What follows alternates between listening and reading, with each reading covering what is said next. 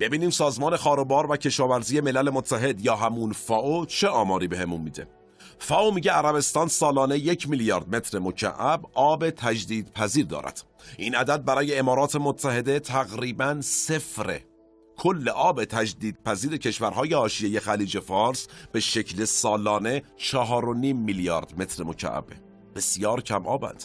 از کجا میفهمیم کم آبند؟ در مقایسه با کشور آلمان به طور مثال که یک کشور پر آبه. آلمان چقدر آب داره؟ 150 میلیارد متر مکعب. یه مثال دیگه بزنیم. کره جنوبی 66 میلیارد متر مکعب آب داره با 60 میلیون جمعیت. حجم اقتصادیش چجوریه؟ 7 برابر ایرانه. ما چقدر آب داریم در ایران؟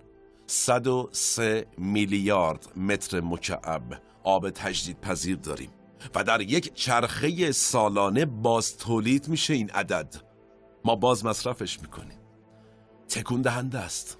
ما آب داریم. کمی کمتر از آلمان که پر آبه ما آب داریم. بسیار بیشتر از کره، چیزی برابر با اسپانیا و 10 برابر کشورهای حاشیه خلیج فارس آب داریم. البته مسئله آب در ایران پیچیدگی‌های بسیاری داره. این فقط یکی از آمارهاست، اما همین آمار نشون میده مشکل اصلی ما دوستان خوب من کمبود آب نیست، مدیریت آن است.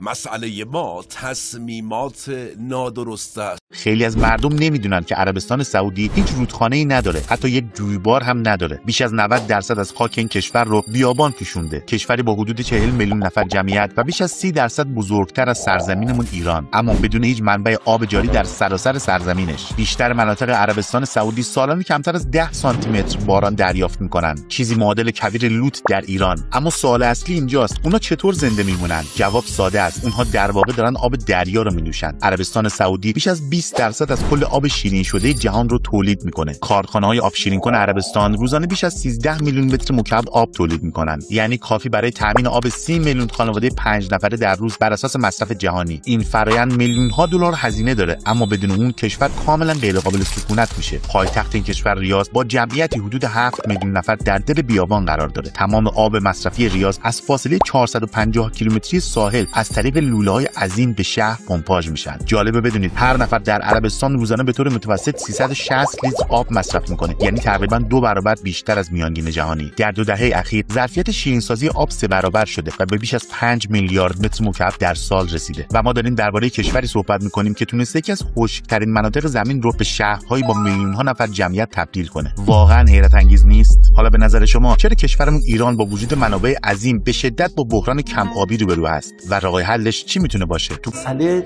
آمدن یا نیامدن باران نیست. در استان تهران که دیگه جمعیت بالاترین حده و نیاز آب شرب مردم در تهران 1.1 میلیارد متر مکعبه، هیچ جایی همچین نسبتی وجود نداره. بازم در استان تهران 1 میلیارد 850 میلیون متر مکعب داره به بخش کشاورزی اختصاص پیدا می‌کنه. پس ما کمبود آب نداریم؟ اصلا نداریم. ما کمبود خرد داریم در مدیریت آب. یعنی اگر 10% از آب داره به ورامین و به شهریار و به معین آباد اختصاص پیدا میکنه، کاهش پیدا بکنه و به جاش به ارتقای نرم افزاری بخش کشاورزی اقدام بکنن، اون وقت ما میتونیم نیازهای مردم رو در تهران تامین بکنیم و با یه همچین بحرانی روبرو نباشیم. پس کشاورزی ایران از پس انقلاب دگرگون شد و بنا شد هر چقدر میتونیم آب بکشیم بیرون بدیم به حوزه کشاورزی. امروز آمارهایی وجود داره که میگه 90% مصرف آب ایران برای کشاورزیه و این آمار یک فاجعه است. حدود 8% آب در ایران مصرف خانگی است، 2% هم مصرف صنعته. تو همین آمار فاجعه البته میزان هدر رفت آب در فرایند انتقال و میزان هدر رفت آب در فرایند نگهداشت آب در نظر گرفته نشده. تازه در واقع حدود نصف آب ما در فرایند انتقال از بین میره. از اون نصف الباقی بخش قابل توجهیش تو فرایند نگهداشت از بین میره، مثلا تبخیر میشه و این آمار 90% و 8% و 2% در واقع آمار استفاده از کمتر از نیمی از منابع آبی این کشوره. و اجازه بدید به این نتیجه برسیم که این آمار و نتیجه رسما، علنا و قطعا فاجعه است. بگذاریم، این بحث تخصصی است و مسئولان امر احتمالاً بلدند که چه کنند. بریم ادامه داستانمون. از پس انقلاب برای دستیابی به آب برای توسعه کشاورزی و صنعت چه کردند صاحبان امر؟ عرض می‌کنم. بعد از پیروزی انقلاب اسلامی، امام تأسیس جهاد سازندگی را برای آبادی روستاها اعلام کرد و مردم را به کمک روستاها و برداشت محصولات کشاورزی برای رها شدن از وابستگی توصیه کرد. ما اگر چنانچه از حیث کشاورزی خودکفا نشیم و دستمون پیش قدرت‌های دیگر دراز بشد و به عبارت دیگه گدایی کنیم از اونها، یا فرض کنید که پولم بدن بهشون، لکن وابسته ایم. آقای محسن صفایی فراهانی از چهره‌های شاخص جریان اصلاحات که خاطره‌ای داره، بد نیست اشاره کنیم بهش. میگه پیش از انقلاب وقتی سد دز راه اندازی شد، 300,000 هکتار از اراضی کشاورزی تحت پوشش آب این سد قرار گرفت. یکی از شرکت‌های کشت و صنعت تو اون منطقه مارچوبه میکاشت. ما اعتراض کردیم که آقا شما خائنی، میخوای کشور وابسته بمونه، مردم ما مارچوبه میخوان، چیکار؟ گندم میخوان. شما باید گندم بکاری که ما وابسته نمونیم و این کارو نمیکنیم. در جواب ایشون یکی از مهندسان اون کشت و صنعت چی گفته؟ گفته آقا هر کیلو گندم 1400 تا 1800 لیتر آب میخواد. هر کیلو مارچوبه بین 900 تا 1400 لیتر آب نیاز داره. آقای فراهانی، قیمت رو مقایسه کنیم. مارچوبه تونی $5000 است، گندم تونی $150. پرانتز عرض کنم این صحبت و خاطره مال دهه 50 خورشیدیه. اون مهندس با آقای صفایی فراهانی میگه ما 1 تن مارچوبه صادر کنیم 30 تن گندم وارد میکنیم، تو آبم صرفه جویی میکنیم. خودکفایی یعنی این آقای فراهانی، نه اینکه از شیر مرغ تا جون آدمی زاد رو اصرار کنیم که خودمون تولید کنیم. این بده؟ و بله آقای مهندس، برای انقلابیون که اون زمان به 1001 دلیل اساساً چشم دیدن هیچ کشور توسعه یافته ای را نداشتند، این بد بود.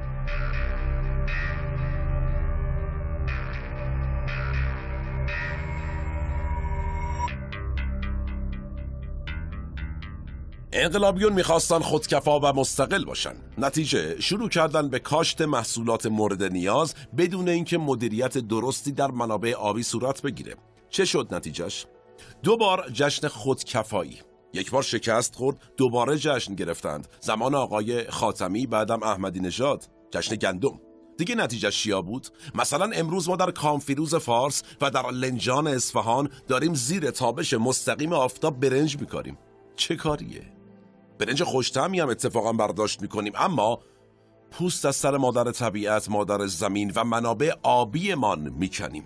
کاری که ما با آبهای زیرزمینی ایران کردیم که این آبهای زیرزمینی که میلیون‌ها سال زیر این منطقه‌ای که ما به نام ایران میشناسیمش وجود داشته، ما اینو کشیدیم بالا چون می‌خواستیم خودکفایی غذایی داشته باشیم. چون ما داریم با یکی می‌جنگیم که 50 برابر خودمونه. اگه ما رو تحریم غذایی بکنه چی؟ متوسط بارش در ایران 1/4 متوسط بارش در دنیاست. یعنی اینکه این کشور محصولات پرآبش رو باید وارد بکنه. خیلی واضحه. تو هندوانه و سیب و اینا هم باید خودکفایی داشته باشیم. نه تنها خودکفایی داشته باشیم بلکه باید صادرم بکنیم.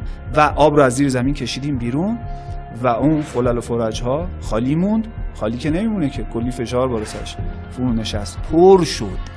دیگه این قابل برگشت نیست. اون ظرفیتی که زیر ایران داشته برای آبهای زیرزمینی دیگه اون قابل برگشت نیست به هیچ وجه. بعد از انقلاب و ابتدای امر همون مسیر قبلی، چاه عمیق ادامه پیدا کرد. نهضت چاه زدن اصلا به وجود اومد. به این آمار توجه کنیم، تا پایان دهه 40 ما 30,000 حلقه چاه عمیق و نیمه عمیق داشتیم. 7 شده بود. تو دهه 50 رسید به 60,000 تا. در دهه 60 90,000 تا اومد روش. 90,000 تا اضافه شد، جمعاً شد 150,000 حلقه چاه. دهه 70 شد 200,000 حلقه چاه و آمار دهه 80 فاجعه است، شد 500,000 حلقه چاه. البته که این فاجعه ادامه دار شد. آمار در دهه 90 رسید به 800,000 حلقه چاه. از این 800,000 تا این نکته عجیب غریبیه، 320,000 تاش غیر قانونیه. این در حالی است که آقای احمدی نژاد یک روزی اومد گفت چی؟ چاه غیر قانونی یعنی چی؟ شما اومدید مافیای آب راه انداختید. آب مال همه است، همه چاها قانونیه. اصلا یه کاری هم میکنیم، از اینجا به بعد از اول مجوز میدیم. در واقع 320,000 چاهی که عرض میکنم امروز غیر مجازه از بعد از دولت آقای احمدی نژاد حفر شده. زمان آقای احمدی نژاد با منطقیشه نقل کردم یه قسمتیشو از ایشون اومد کل غیر مجازها رو کرد مجاز، 3 سوته همه رو مجاز کرد، به همه مجوز داد. بعد از اون 320,000 تا غیر مجاز اضافه شده. سوال چرا منابع زیرزمینی ما بدین شکل و با این سرعت به فنا رفت؟ چرا قنات‌ها خشک شدن؟ قضاوتش باشم.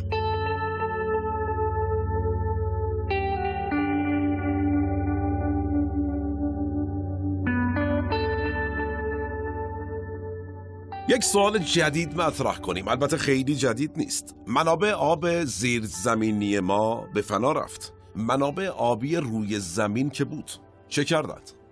من رفتم سد اکباتان بازدید، می‌خواست 25 متر ارتفاعش رو ببره بالا. گفتم چرا داری 25 متر میبری بالا؟ سال 1386. کجاست؟ تو استان همدان. گفت آقای مهندس من نمی‌بینی؟ سد پر از رسوب شده.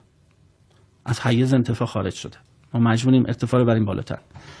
45 میلیارد تومان اون موقع بودجه افزایش ارتفاع سد بود. بودجه بزرگترین نهاد پژوهش در حوزه منابع طبیعی اون موقع 5 میلیارد تومان بود. یعنی 9 برابر بودجه بزرگترین نهاد پژوهش در حوزه منابع طبیعی می‌خواستن خرج کنن که 25 متر ارتفاع سد رو ببرن بالا.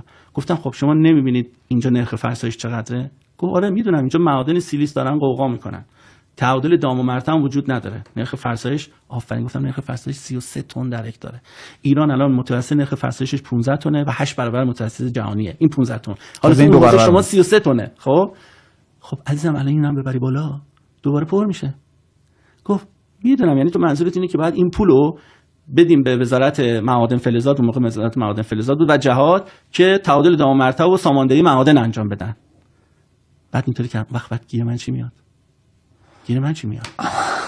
من 2 تا 5% این رقم سیستم خودمو میچرخونم. ببین منافع شخصی، منافع بخشی، منافع ملی رو ضبط میکنه. مثال های زیادی تو کشور هست. این دیگه ربطی به نادانی نداره.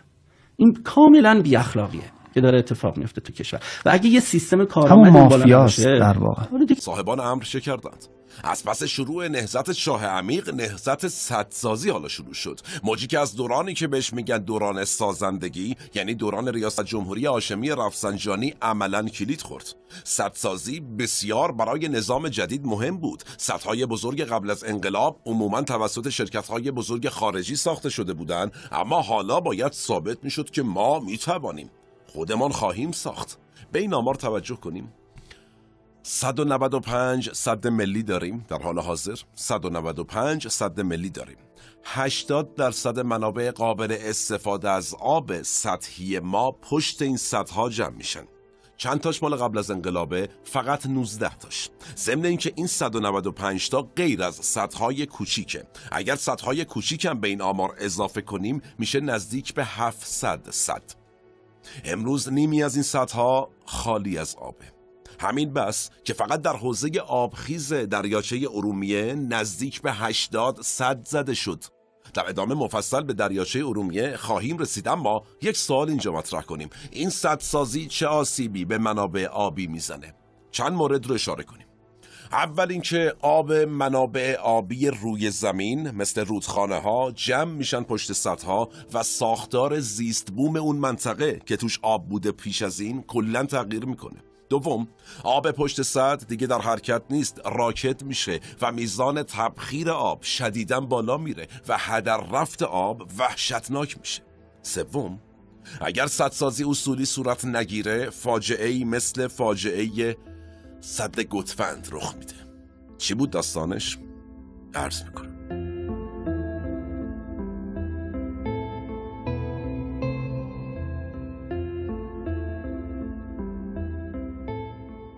گوتفند شهری است در شمال استان خوزستان، شهری در حاشیه رود کارون. به قدری منابع آبی داره این شهر که زمان شاه یه سد تنظیمی زده بودن تو این شهر که آب رو برسونه به مراتع کشاورزی و همه چیز آباد بود. از همون زمان متخصصان فهمیده بودن که این منطقه قابلیت این رو داره که یه سد بزرگ بزنیم. هم میتونه منابع آبی رو جمع آوری کنه، هم برق تولید کنه، هم مصارف شهری و کشاورزی و صنعتی رو کامل حل میکنه.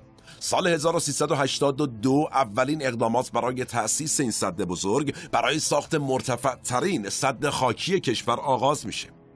بخش عمده تأسیسش میفته در دوران آقای دکتر. بله، بازم آقای احمدی نژاد وارد می شود. زمانی که کاشف به عمل اومد در پایین سد گنبد نمکی گچساران وجود داره که امکان داره در آب حل بشه. در واقع 100 میلیون تن نمک در آب این سد امکان داره حل بشه و بشه یک فاجعه.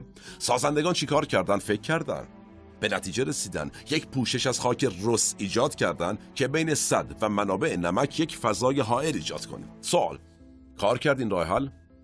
فکر نمی کنم نیاز به جواب بنده باشه. دوران آقای احمدی نژاده. 3 روز، فقط 3 روز این پوشش حائل دوام آورد. زمانی که آبگیری کردند سد گوتفند رو، بزرگترین و مهمترین رودخونه ایران پر از نمک شد. شوری آب شد 5 برابر بیشتر از آب خلیج فارس. نتیجه چه شد؟ تمام مراتع کشاورزی پایین دست سد در یک چشم به هم زدن نابود شدند. 2/3 اراضی خوزستان به خاک شور، شما بشنو خاک سیاه نشستند. میلیون ها نخل نابود شد.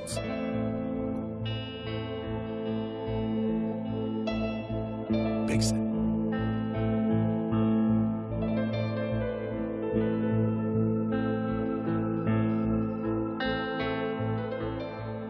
هر استانی رو خواستید نابود کنید بهش آب بدید. شما الان تعجب می‌کنید. هر استانی که میخواد بهش آب بدید، میگم به استان آب بدید، میگم به یزد شما آب بدن، بدید نابود میشه. چرا؟ اینجور که وزارت نیرو داره آب میده. اینجایی که آب میده احیا نمیشه، اونجا هم که آبش گرفتیم نابود میشه. کجا؟ الان همین یزد شد. به کاشان دادن. تا که دادن الان میگن کاشان ماشاءالله چقدر صنعت توسعه داد. خب دیگه آب داره چیکار کنه؟ پس کارواش درست کن. آب داده چیکار کن؟ آب دادن دیگه. پس فضای سبز درست کن. آب چیکار کن؟ ماشین توش. می‌خواستن از سولگان بروجین آب بگیرن 600 کیلو برن برای رفسنجان. گفتم نکنید. گفتن آقای کردوانی چی میگی؟ کارون 20 میلیارد متر آب داره در ثانیه. یعنی کارون اینقدر آب داره. بعد 72 هم نزدیک شهر اهواز اصلا آب بگیره. ولی چی؟ تو تابستون کارون آب نداره اینقدر. یزد دادیم بهش، کاشان دادن، اصفهان دادن، اول تشنگی شده، اونجا کارون هم نابود شد. یعنی تو کارون دارن سبزی میکنن، خبر دارید یا نه؟ تو کارون دارن رژه نظامی میرن.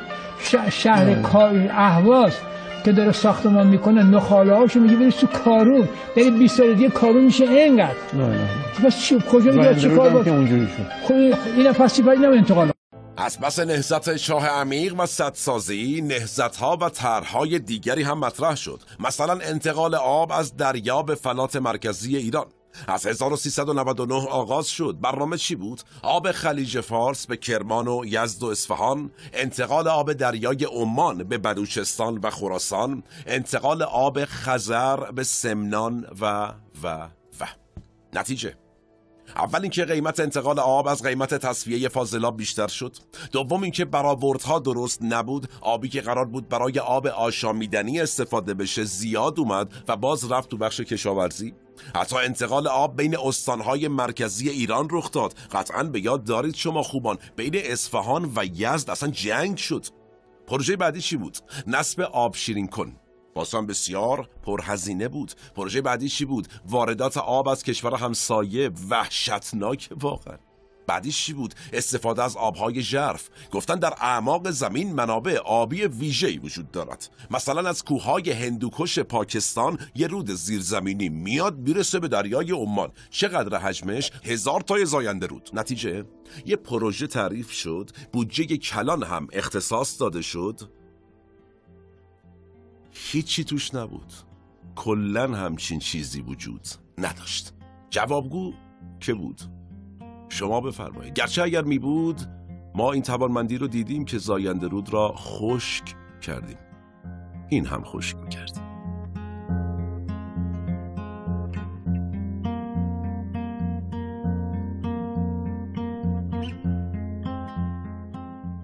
صحبت درباره جزئیات پروژه های اشتباه حوزه آب طی دهه‌های اخیر به نحویه که واقعا زمان و اعصاب اجازه نمیده بریم سراغ همشون. مختصر عرض کنم، هر سیاستگزاری روی کار آمد شروع کرد به تعریف پروژه، تشکیل شرکت های پیشبرندگان پروژه ها و شما بشنو تعریف کار یه جورایی فرصت شغلی. در ادامه کسی نمیتونست متوقف کنه پروژه ها رو. اگر متوقف میکردن معناش میشد بیکاری، افزایش آمار بیکاری. از اون به یک نکته دیگه توجه کنیم، تغییر سیاست‌های آبی یعنی کم شدن درآمد شرکت آب و فاضلاب.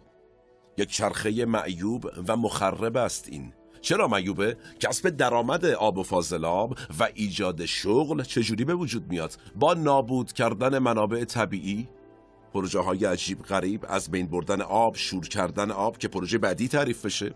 حالا اگر قرار باشه جلوگیری بشه از این تخریب و نابود شدن منابع، دیگه نیرو نمیخوایم، فرصت شغلی نمیخوایم، درآمد آب و فاضلاب از بین میره.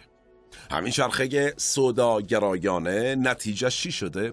ما مدام در حال تماشای بریده شدن ربان صنایع آببر بزرگ در مناطق خشک و شهرهای بی آبمون هستیم.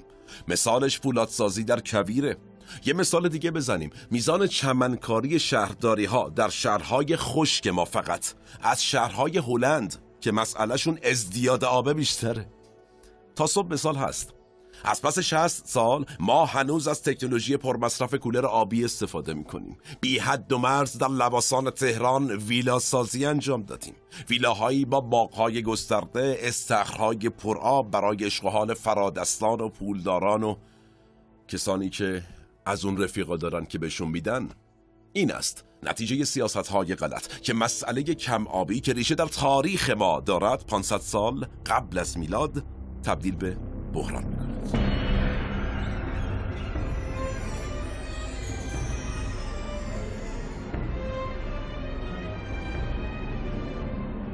اجازه بدید با آمار صحبت کنیم. اجازه بدید بیشتر درک کنیم نهضت‌ها و طرح‌هایی که برای دسترسی به آب در این چند دهه اجرا شد و چه آسیبی به مملکت زد. یک شاخص جهانی وجود داره که میگه اگر تا 20% از آب تجدید پذیرتون رو استفاده کنید دمتون گرم، محیط زیست سالمی دارید. اگر بیش از این استفاده کنید نهایتاً تا 40% حق استفاده دارید، وگرنه محیط زیستتون نابود میشه با جاش.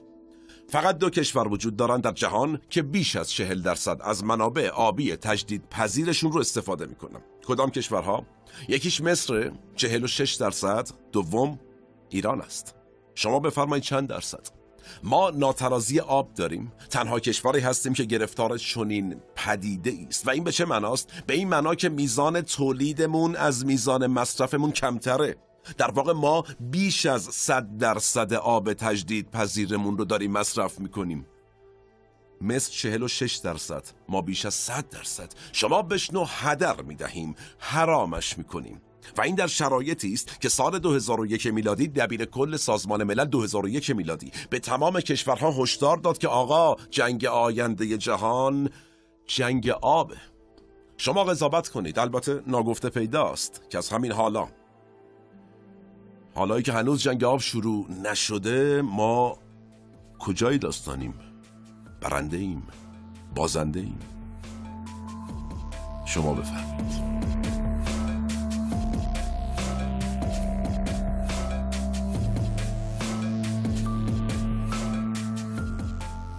بریم سراغ یک درد مشترک. بزرگترین دریاچه داخلی ایران، دومین دریاچه آب شور جهان، بزرگترین آبگیر دائمی غرب آسیا، محل زندگی صدها گونه پستاندار و خزنده و ماهی و پرنده، دریاچه‌ای بیش از 7 برابر بزرگتر از کلان شهر تهران. اینها وصف دریاچه‌ای بود که تا همین چند سال پیش بود، امروز نیست. حیف بود درباره مسئله آب صحبت کنیم و از دریاچه ارومیه سخنی نگیم. روایتی وجود داره که میگن سربازان و سرداران عمر ابن خطاب، دومین خلیفه مسلمین، اومدن ایران، رسیدن ایران، اومدن ارومیه، برای خلیفه نوشتند بهشتی که قرآن وعده داد را به چشم سر دیدیم یا امیر. چون این بهشتی را ما داریم تبدیل به جهنم میکنیم. وای بر ما. حجم نمکی که در دریاچه ارومیه انباش شده طبق تخمین ها حدوداً 10 میلیارد تن هست. 10 میلیارد تن یعنی چقدر؟ یعنی اگر قرار باشه ما نمک دریاچه ارومیه رو به تعداد کل افراد ساکن در کره زمین تقسیم کنیم، به هر نفر بیش از 1 تن نمک خواهد رسید. اگر فرایند احیای دریاچه ارومیه به زودی آغاز نشه، با توجه به اینکه در روی بستر دریاچه در اغلب روزهای سال باد و طوفان‌های تقریبا دائمی برقرار هست، این نمک رو به اطراف دریاچه منتشر خواهد کرد. طبق پیشبینی کارشناسان امن تقریبا به شعاع 500 کیلومتر نمک دریاچه ارومیه به اطراف منتشر خواهد شد که نه تنها زمین‌های کشاورزی بلکه حتی امکان زیستن ما انسان‌ها رو در اطراف دریاچه ارومیه غیر ممکن خواهد کرد. ببین قلب دریاچه ارومیه اون 14 رودخانه‌ای که به سمتش جریان داره و هنوزم جریان داره، ولی ما اومدیم جلوی این مویرک‌ها، این سرخرگ و سیاه‌رگ‌ها 105 تا سد زدیم، 105 تا سد و مخازن این سدها 4.7 میلیارد متر مکعبه. نیاز آب دریاچه ارومیه 3.4 میلیارد متر مکعبه حبابش. خب معلومه دریاچه خوش میشه، اما دریاچه میتونه احیا بشه فقط موقعی میتونه بگی دیگه کار دریاچه تمومه که اون 7 میلیارد متر مکعب آب قابل استحصال دریاچه نباشه. هست ما باز با آزمندی، با نابخردی هرچی تمامتر وسعت اراضی کشاورزی رو از 320,000 هکتار رسوندیم به 680,000 هکتار در طول 2 دهه به بهانه افزایش اشتغال و صادرات سیب مثلا به لبنان، چوخندر قند به خراسان. خندش میگیره واقعا. و بعد چشم آبی نقشه گربه نشان وطن رو خوش کردیم. داستان دریاچه ارومیه از 1359 آغاز شده، از زمانی که آقای مدنی امام جمعه تبریز ایستاد یک سمت دریاچه، آقای حسنی امام جمعه ارومیه ایستاد سمت دیگر آن و با هم همزمان سنگی پرتاب کردند داخل آب و گفتند اینجا پلی خواهیم زد به روی دریاچه.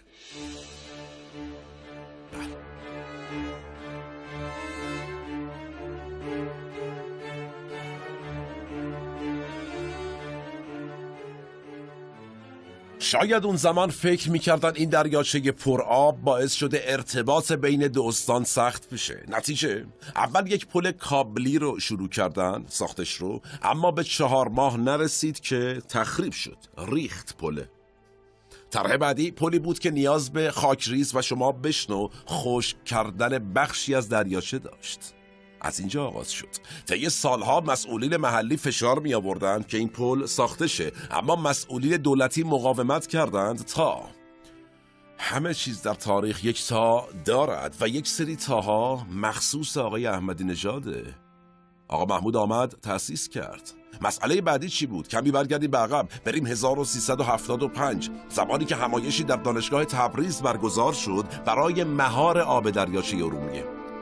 5 همایشی در دانشگاه تبریز برگزار شد، در یکی از دانشگاه‌های معتبر ایران، و موضوع این همایش این بود که ما چگونه از شر دریاچه ارومیه خلاص بشیم. باورتون میشه مجموع مقالاتش هنوز موجوده. صحبت این بود که حجم دریاچه داره زیاد میشه و تأسیسات و اراضی کشاورزی اطرافو داره از بین میبره و ما باید به سرعت طرحهایی را ارائه بکنیم که بتونیم جلوی پیشروی این غده سرطانی رو در شمال غرب ایران بگیریم. یکی طرح داده بود که از دریاچه ارومیه از طریق بالاخلو کانال بزنیم به عرس، چون ارتفاع دریاچه ارومیه بالاتر از عرسه و آب رو منتقل بکنیم. اینا همه هستا. و طرح دیگه این بود که وسعت اراضی کشاورزی رو از 320,000 هکتار به 680,000 هکتار برسونیم. روی همه رودخانه ها اونقدر سد بزنیم که دیگه یه قطره آب وارد دریاچه ارومیه نشه. اون زمان گفتن این دریاچه خیلی آب داره صنایع و زمین‌های کشاورزی ما رو تحت تاثیر قرار میده. یه طرحی باید بدیم که خشکش کنیم.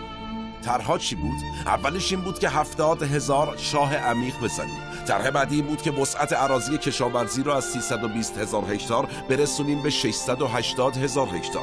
طرح بعدی روی 14 رودخانه‌ای که به دریاچه میرسند روی هر کدامش 10-12 تا سد بزنیم. اینجوری اشتغال هم ایجاد میشه. یا کانال بزنیم از دریاچه به رود عرس و تمام این طرح‌ها اجرا شد. تمامش. نتیجه چه شد؟ خشک شد ارومیه، همونطور که هامون خشک شده بود، همونطور که بختگان خشک شد، پریشان خشک شد، گاوخونی خشک شد، نمک قم، جازموریان و همشون خشک شدن.